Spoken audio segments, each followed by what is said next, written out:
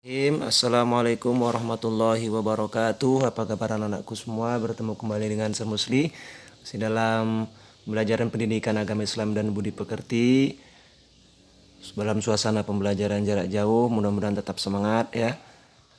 Khususnya anak-anak seri yang kelas 1. Kita kembali akan melanjutkan materi pelajaran kita. Pada kesempatan kali ini seperti biasa, mari kita awali materi kita ini dengan membacakan doa terlebih dahulu. Bismillahirrahmanirrahim. Rabbi zidni ilma warzuqni fahma, amin ya rabbal alamin. Anakku sekalian, untuk materi kita kali ini melanjutkan dari materi yang sebelumnya.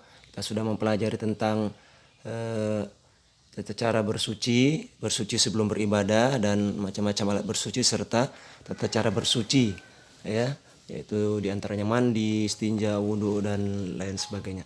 Ya. Adapun tujuan pembelajaran kita kali ini yaitu yang pertama, siswa mampu menyebutkan arti bersuci dengan benar ya, pelajaran yang lalu. Kemudian siswa mampu menyebutkan macam-macam bersuci dengan benar dan siswa mampu mempraktekkan tata cara bersuci dengan benar dan siswa mampu mempraktekkan tata cara bersuci serta hidup bersih. Iya. Hidup bersih. Nah, materi ini menyempurnakan dari materi yang sebelumnya ya, materi tentang bersuci sebelum beribadah, tata cara bersuci yang ada di halaman 101, 102 sampai dengan 107 ya. Nah, hari ini kita akan mempelajari tentang hidup bersih ya. Hidup bersih, bersih pangkal sehat, bersih bagian dari iman ya. Nah, bersih bagian dari iman. Nah, yang pertama, hidup bersih yang pertama yaitu tentunya bersih badan. Nah, bersih badan ini sebagaimana kita ketahui dengan cara kita mandi ya, bersih badan. Membiasakan mandi 2 kali sehari ya, mandi dengan menggunakan sabun, kemudian ditambah lagi dengan sampo ya, keramas.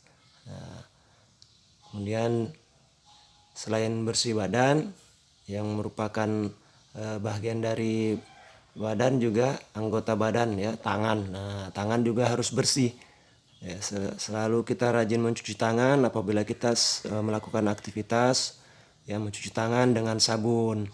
Nah, terutama sekali pada masa sekarang ini kita dianjurkan untuk rajin-rajin mencuci tangan. Nah, mencuci tangan dengan sabun ya. Kemudian masih bagian dari bersih badan itu menggosok gigi ya. Nah, hidup bersih yang berikutnya menggosok gigi dengan benar. Menggosok gigi ini ya setelah kita makan atau sebelum tidur. Nah, ini anjurannya ya. Kemudian kuku yang panjang harus dipotong. Nah, ini bagian dari bersih badan ya. Kuku yang panjang harus dipotong, juga anggota badan yang lain seperti rambut apabila panjang harus dipotong. Nah, berikutnya hidup bersih yang berikutnya yaitu yang kedua, pakaian harus bersih. Nah, pakaian harus bersih. Cara membersihkannya, kalau kotor dicuci ya. Setelah dicuci kemudian dikeringkan ya, dijemur. Setelah kering kemudian dilipat rapi. Nah, bila perlu disetrika ya, digosok. Nah, ini bagian dari hidup bersih yang kedua. Yaitu pakaian harus bersih ya. Nah, dicuci apabila kotor setiap hari ya. Apabila kotor dicuci, kita harus mengganti pakaian setiap hari. Berikutnya, hidup bersih yang berikutnya yaitu barang-barang. Nah, barang-barang yang kita gunakan harus rapi ya. Apa saja itu, seperti contohnya piring, sendok dan garpu harus dicuci bersih ya. Nah, selain itu juga alat belajar ya, selain alat makan ya, alat makan, alat belajar ya, yang ada di kamar kita, yang ada di rumah kita ya. Buku-buku yang ada di lemari ya, lemari buku dan meja belajar harus bersih. Nah, ini bagian dari hidup bersih ya. Nah, ini hidup bersih yang ketiga. Kemudian yang keempat, bersih tempat. Tempat apa saja? Ya, tempat lingkungan sekitar kita, rumah kita ya. Bersih tempat, apalagi membuang sampah pada tempatnya. Nah, ya. Jadi rumah yang sehat itu harus disapu setiap hari agar selalu bersih. Halaman harus bersih dari sampah. Nah, setiap hari dibersihkan ya. Itu contoh hidup bersih. Bersih tempat sholat juga harus bersih. Nah, ini dia ya, tempat sholat juga harus bersih. Tempat sholat juga harus bersih ya. Nah, di rumah kita barangkali ada musola, tempat sholat. Nah, harus selalu dibersihkan juga agar kita nyaman dalam melaksanakan sholat atau melaksanakan ibadah. Nah, berikutnya tempat tidur juga harus bersih dan dirapikan selalu. Ya, bangun tidur, rapikan tempat tidur. Ya, bersihkan tempat tidur kita. Ya. Jadi setelah kita bangun tidur harus kita bersihkan dan kita rapikan. Nah, inilah bagian dari hidup bersih. Nah, jadi kemudian kita harus memiliki sikapku aku membantu orang tua di rumah. Nah, jadi mempraktekkan hidup bersih ini juga bagian dari membantu orang tua kita ya. Kita menolong atau membantu orang tua kita untuk mempraktekkan hidup bersih. Dan juga meringankan pekerjaan orang tua kita. Nah, jadi kita harus memiliki sikap ini ya, selalu membantu orang tua di rumah. Nah, baiklah anak-anakku sekalian, mungkin ini saja materi kita kali ini ya, menyempurnakan dari materi yang sudah kita pelajari pada minggu yang lalu, yaitu tentang tata cara bersuci sebelum beribadah dan macam-macam alat untuk bersuci juga ya.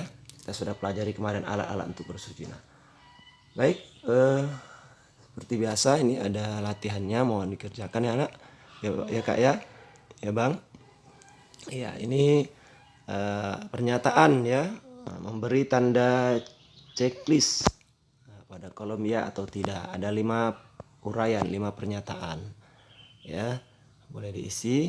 Kemudian nah di sini ada di halaman 110 tugasnya ya. Nah, ini saya ambil dari halaman 110. Nah, bisa nanti dilihat di bukunya ya. Berilah nomor urut ya, itu sudah ada contohnya. 1, ini berikan nomor urut sesuai dengan kalimat yang benar ya. 1, najis harus ya, nomor 1 itu kalimat yang pertama, najis harus ya, ada di situ lanjutannya, bisa dibuat urutannya dengan memberikan nomor ya. Nah, sehingga menjadi kalimat yang tepat, kalimat yang benar. Nah, juga berikutnya ini kamu diminta untuk menuliskan alat-alat bersuci. Yang pertama ada air. Nah, sudah ada contohnya. Yang pertama ada air, yang kedua, ketiga, keempat, dan kelima apa ya. Nah, boleh dilihat sudah ada buat contohnya, sangat mudah sekali. Mudah-mudahan bisa dikerjakan enak ya. Ini saja barangkali pertemuan kita kali ini. Lebih dan kurang saya mohon maaf dan saya ucapkan terima kasih. Kita tutup dengan ucapan hamdalah. Alhamdulillahirabbil alamin. Assalamualaikum warahmatullahi wabarakatuh.